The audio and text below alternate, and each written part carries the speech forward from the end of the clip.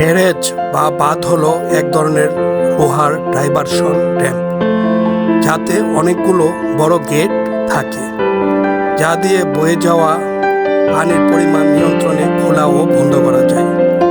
সাধারণত এটি নদীর উজান দিকে তৈরি করা হয়। বিদ্যুৎ উৎপাদন, বন্যা নিয়ন্ত্রণ, সেচ ব্যবস্থা, আবার কখনো পানির মূল ধারাকে অন্যত্র সরিয়ে নেওয়ার জন্য এই বাঁধ ব্যবহার করা হয়। ভারত থেকে 56টি নদী বাংলাদেশের মধ্যে প্রবাহিত হয়েছে। সবকটি নদীতে এই ধরনের বাঁধ ভারত নির্মাণ করেছে।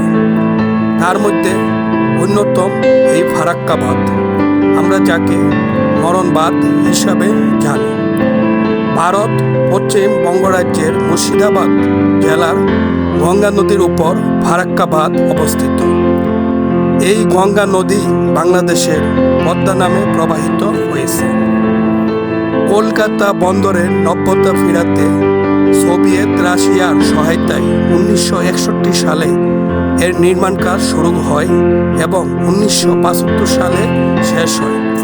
এই ফারাক্কা বাঁধে 109টি গেট রয়েছে, লম্বায় 2250 মিটার। এটি তৈরিতে মোট ব্যয় হয়েছে $1 বিলিয়ন। এটি বাংলাদেশের সীমান্ত থেকে 18 কিলোমিটার ভিতরে অবস্থিত।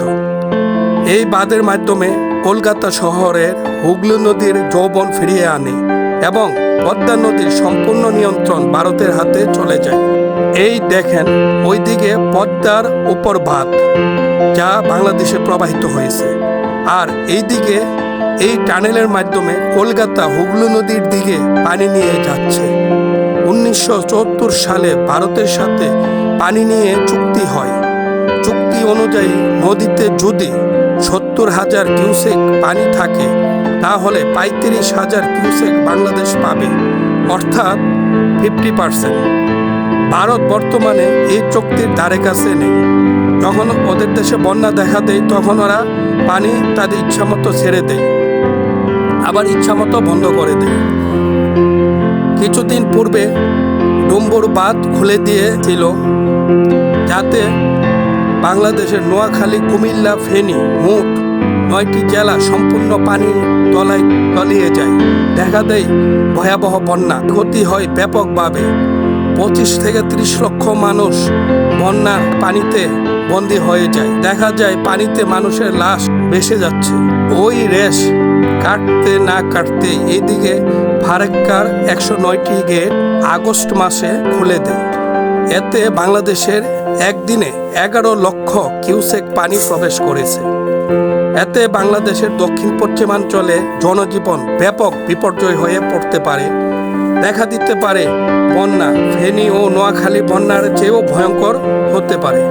এমন অবস্থায় আমাদের এর বিরুদ্ধে সবাইকে সোচ্চার হতে হবে, এর বিরুদ্ধে রুখে দাঁড়াতে হবে। প্রয়োজনে সবার ঘর থেকে চাঁদা তুলে ভারতের প্রত্যেকটা বাঁধের সামনে একটি করে বাঁধ নির্মাণ করতে হবে। ভিডিওটি ভালো লাগলে লাইক ও শেয়ার করে দিবেন।